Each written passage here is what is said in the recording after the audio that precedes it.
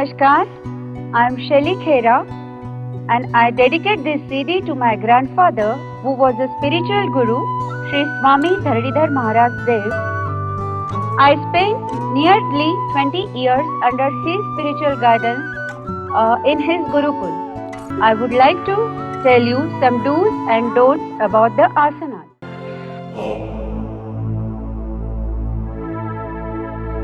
अब जब हमारे स्टैंडिंग, सीटिंग और लाइंग डाउन आसनास हो गए, उसके बाद में हमें शवासन करना चाहिए। जैसे कि योग में आप आसन और प्राणायाम को जितना महत्व देते हैं, उतना ही महत्व योग ने रिलैक्सेशन को दिया है। तो हमें भी ये नहीं भूलना चाहिए कि आप जितना एक्सरसाइज करते हैं, जितना काम करते हैं, mentally you are stress, physically you are stress, so relaxation is must like you are having food. जब आप ये सारी प्रैक्टिसेस करते हैं, जब आपका आसन करके खत्म हो जाता है और आपको जब प्राणायाम शुरू करने हैं, तब आपको बीच में शवासन करना बहुत जरूरी है। योग में बताया गया है कि जितना आसन इम्पोर्टेंट है, प्राणायाम इम्पोर्टेंट है, तीसरा जो धर्म है वो है शवासन, विच इज रिलैक्सेशन। जब तक आपके मसल्स रिलैक्स नहीं होंगे, तब तक आपके माइंड रिलैक्स नहीं होगा, तब तक आपकी ब्रीदिंग नॉर्मल नहीं होगी, आपकी हार्ट बीट्स नॉर्मल नहीं होगी। और जब ये सब नॉर्मल शवासन के द्वारा हो जाएगा, उसके बाद में आप प्राणायाम कर सकते हैं। तो सबसे पहले हम देखेंगे शवासन की टेक्निक, जिसको आपको कभी भी आप भले ही 4 आसन करें, 5 आसन करें, अपने आप को रिलैक्स करना जरूरी है। शवासन को शवासन, शव और आसन। शवासन का मतलब है डेड बॉडी पोज। आप जानते हैं फर्क क्या है इसमें? हम खाली ब्रेथ करते हैं और डेड बॉडी ब्रेथ नहीं करते हैं, यही फर्क है। लेकिन जब हम दुनिया छोड़ के जाते हैं, तब हम पीछे क्या छोड़ के जाते हैं ये हमें पता नहीं। यही आपको जब आप शवासन करते हैं, आपके मन में भाव लाना है कि at this moment I do not possess anything on this ground। जब आप ये मन में विचार आएंगे, आपके मन में लेट गो होगा, क्योंकि लेट गो जब आएगा मन में, तभी आप रिलैक्स कर पाएंगे mentally as well as physically. और वो कैसे, ये हम आपको बताते हैं। Shamuli, please take your gesture. इसके लिए आप पहले जमीन पर पीठ के बल लेट जाइए। आप तरीका देख लीजिए लेटने का। पैरों में 24 इंच का अंतर दीजिए, that is 24 inches distance, 2.5 feet distance और 2 फीट डिस्टेंस। और थोड़ा सा फैलाइए पैरों को, हाथों को 10 inch away from the body, शरीर से 10 इंच दूर रखिए। Palm facing towards the ceiling, हथेलियों को ऊपर की ओर करेंगे, बिल्कुल। अब बहुत ही ध्यान से, बहुत ही जेंटली, बहुत ही प्यार से आप आंखों को बंद कीजिए। इसके साथ ही आप सारा अपना ध्यान सांस पे केंद्रित करिए। Concentrate on your breathing. जब हम ये दुनिया को छोड़ते हैं, तो हम पीछे क्या छोड़ते हैं? सब कुछ छोड़ देते हैं, है ना? खाली अपने आप को ऊपर ले जाते हैं। शवासन में आपको यही ध्यान में रखना है कि एट दिस मोमेंट, जब मुझे रिलैक्स करना है मेंटली, फिजिकली, मेरा यहाँ पर कुछ भी नहीं है मेरी सांस के सिवा। पूरा कंसंट्रेशन आप सांस पे करेंगे और ये ध्यान में रखेंगे कि at this moment I do not possess anything on this ground. This is my pure conscious. ये मेरी चेतना है। आप अपने सबकॉन्शियस माइंड को ऑर्डर देते जाएंगे रिलैक्स, जैसे कि relax your toes, relax ankles. और ये किस तरह से होता है? हम जब सबकॉन्शियस माइंड को ऑर्डर देते हैं रिलैक्स के, तो हमारी बॉडी में 14 मर्मस्थानास है, उनके द्वारा हमारी बॉडी को रिलैक्सेशन के ऑर्डर्स मिलते हैं। तो ये जरूरी है कि हमें मेंटली भी रिलैक्स होना चाहिए। और इसके लिए अगर आप मेंटली रिलैक्स है, फिजिकली रिलैक्स अगर 2 घंटे भी होते हैं, तो आपको 8 घंटे की नींद मिलती है। तो ये शवासन जो है, ये आपको, जब आप इस सीडी में हमने जो भी आपको आसनास बताए हैं, ये रोजमर्रा करने के हैं, आपको रोज करने हैं अगर आपको इसका फायदा उठाना है। और इसके साथ ही आपको रोज ये 10 मिनट का शवासन करना है, जिसकी वजह से अगर आप ये सुबह करते हैं तो पूरा दिन आप एनर्जेटिक फील करेंगे, बिल्कुल लेथार्जी आपको होगी नहीं। अगर आप ये रोज 45 मिनट्स का करते हैं तो आपको बहुत ज्यादा फायदा मिलता है। तो लेकिन जब अभी मैं 45 मिनट्स का आपको नहीं बता रही हूँ, हमारी सीडी है योगा निद्रा और रिलैक्सेशन, उनके द्वारा आप 45 मिनट्स रिलैक्स हो पाएंगे। यहाँ पर मैं आपको हल्की 5 मिनट की टेक्निक बता रही हूँ जो आप 5 मिनट में कर सकते हैं। तो अभी आप क्या करेंगे, कंप्लीट कंसंट्रेट करेंगे अपने ब्रीदिंग पर। जब तक जैसे ही विचार आपके मन में आना शुरू हो जाते हैं, विचारों को जाने दीजिए, पास होने दीजिए और वापस अपने आप को ब्रीदिंग पे कंसंट्रेट कीजिए। पूरा ब्रीदिंग आप अपने एब्डोमेन में भर लीजिए।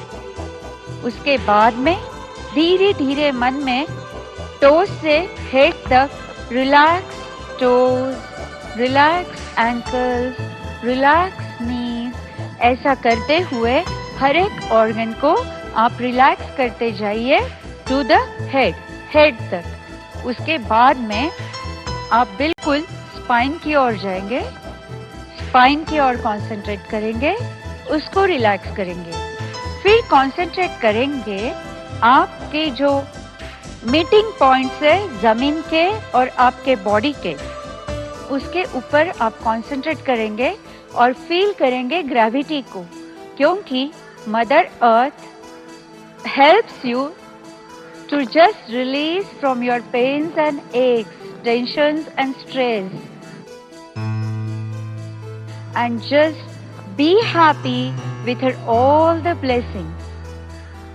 And आप ये सोएंगे नहीं इस शवासन में, क्योंकि ये कॉन्शियस रिलैक्सेशन है। और इस तरह से आप 10 मिनट तक रिलैक्स कर लीजिए और फिर बाद में प्राणायाम की शुरुआत कर सकते हैं।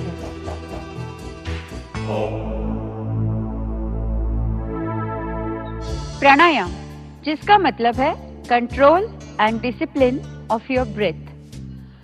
एक्चुअल प्राणायाम क्यों करने चाहिए? सब लोग बोलते हैं प्राणायाम करने से ये ठीक होता है, वो ठीक होता है, लेकिन सही तरीके से वो करते नहीं हैं। सीधा चालू कर देते हैं pranayama number 9 and 10 which is Kapalbhati and Anulom Vilom. ये प्राणायाम करने से पहले आपको ये जानना बहुत जरूरी है कि आपकी लंग्स की कैपेसिटी कितनी है। यूजुअली हमारे लंग्स की कैपेसिटी होती है 500 litres of oxygen to breathe. हम इसमें से 1/3 भी यूज नहीं करते हैं। तो प्राणायाम हमें सिखाते हैं कि कितना ऑक्सीजन कैसे और ज्यादा से ज्यादा हम अपने बॉडी में ले सके। आपने ये बात तो सुनी होगी पंच प्राणा, लेकिन क्या आपको पता है ये पंच प्राणा क्या है? पंच प्राणा हमारी बॉडी में सेंटर्स है, प्राणास है, जो ईच पोर्शन में बहते रहते हैं, फ्लो होता रहता है और उसकी वजह से हमारी फिजिकल और मेंटल कंडीशन हेल्दी और फिट रहती है। योग साइंस यह कहता है कि आपको आसनास के बाद प्राणायाम करने चाहिए। इसका रीजन यही है कि आसना द्वारा आप अपने बॉडी को फ्लेक्सिबल बनाते हैं, ब्लड सर्कुलेशन अच्छा होता है, जो टॉक्सिन्स है वो बॉडी में से निकलते रहते हैं, बॉडी का प्यूरिफिकेशन होता है। और जब बॉडी का प्यूरिफिकेशन होने के बाद जब आप ब्रीदिंग करते हैं तो आप एक नया ऑक्सीजन प्यूरिफिकेशन का प्रोसेस और ज्यादा हेल्दी बनाते हैं। प्राणायाम करते वक्त आपका स्टमक एम्प्टी होना चाहिए। सुबह का समय 6 बजे early morning is the best time to perform pranayama. Loose clothing होना बहुत जरूरी है। अगर आप रूम में कर रहे हैं तो परफेक्ट वेंटिलेशन है। और दूसरा एक है कि आप पहले अपने आप को कंडीशन करके प्राणायाम करेंगे। इस सीडी में हम आपको 2 प्राणायाम बताने जा रहे हैं, जिसकी वजह से आपका रेस्पिरेटरी सिस्टम कंट्रोल और स्ट्रॉन्ग बनेगा, हेल्दी बनेगा, लंग्स हेल्दी बनेंगे, जिस वजह से आप आगे के प्राणायाम बड़े आसानी से कर पाएंगे और एक सांस लेने का तरीका आप जानेंगे। तो सबसे पहले मैं आपको प्राणायाम सिखाने जा रही हूँ, वो है डायफ्रामेटिक ब्रीदिंग। डायफ्रामेटिक ब्रीदिंग में हम 3 मसल्स है जो यूज करते हैं। हमारे रेस्पिरेटरी सिस्टम में 3 ही मसल्स है जो यूज होते हैं। एक है लंग्स, दूसरे है clavicular muscles and third is diaphragm. जब हम बोलते हैं प्राणायाम करने के टाइम लोगों को बोलते हैं प्राणायाम करो, जोर से आवाज करके सांस लेते हैं, या तो फिर जग दे के सांस लेते हैं। ये दोनों तरीके गलत है। आपको जो सांस लेना है वो बहुत धीमे, बहुत ऐसा लगना चाहिए very prolong flow of breath you are taking in and just इसका मैजिक देखिए आपके दिमाग पे क्या असर होता है, आपकी बॉडी पे असर क्या होता है। जितनी आपकी ब्रीदिंग करने की कैपेसिटी है आप उतने ही प्राणायाम करिए। डजंट मैटर अगर आपने एक प्राणायाम 3 बार किया है, आपको बेनिफिट मिलेगा। जैसे जैसे आप रोज प्रैक्टिस करते जाएंगे आप 5 से 7 तक, 7 से 9 तक और 9 से 10 के बाद में आप प्राणायाम करने की आपको जरूरत नहीं पड़ेगी। 10 तक ही रखिए। 10 राउंड करने हैं इस प्राणायाम के, तब तक आप दोनों प्राणायाम के 10 राउंड, लेकिन ध्यान रखिए थकिएगा नहीं, थकेंगे नॉर्मल ब्रीदिंग करेंगे और फिर वापस प्राणायाम की शुरुआत करेंगे। सबसे पहले मैं 5 सेकंड तक इनहेल करूंगी और 5 सेकंड तक एक्सहेल करूंगी।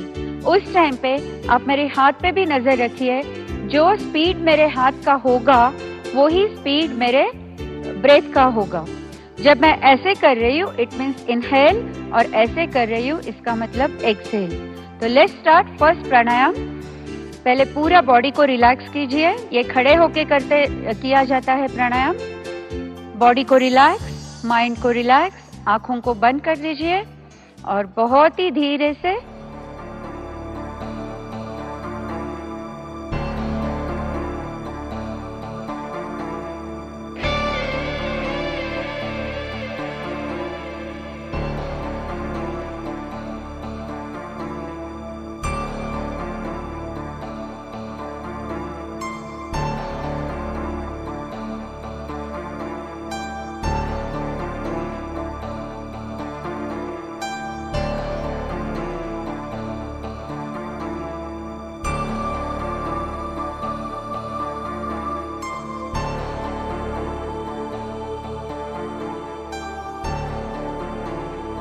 ऐसा आपका लेने तरीका होना चाहिए सांस लेने का और सांस छोड़ने का।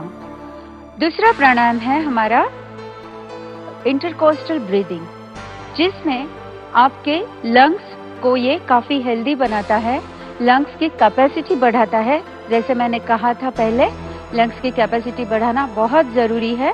तो लंग्स की ब्रीदिंग कैपेसिटी बढ़ाता है और लंग्स को थोड़ा स्ट्रॉन्ग करता है। इसके लिए आप हाथों को, इसमें आपको काउंट्स 2 सेकंड तक या 3 सेकंड तक, मैक्सिमम 3 सेकंड तक आपको इनहेल करना है और 3 सेकंड तक आपको एक्सहेल करना है। यहाँ पर काउंट आप 3 सेकंड से ज्यादा नहीं लेंगे। इसका रीजन यह है क्योंकि हम सारा ब्रेथ लंग्स को ही देना चाहते हैं, हम डायफ्राम में लेना नहीं चाहते। इसके लिए आप कॉन्शियसली स्टमक को अंदर लेके आपका हाथ जो है वो लास्ट रिब के रंग्स पे रखेंगे यहाँ पर, और जब 3 सेकंड तक आप इनहेल करेंगे बिना रुके और 3 सेकंड तक आप एक्सहेल करेंगे।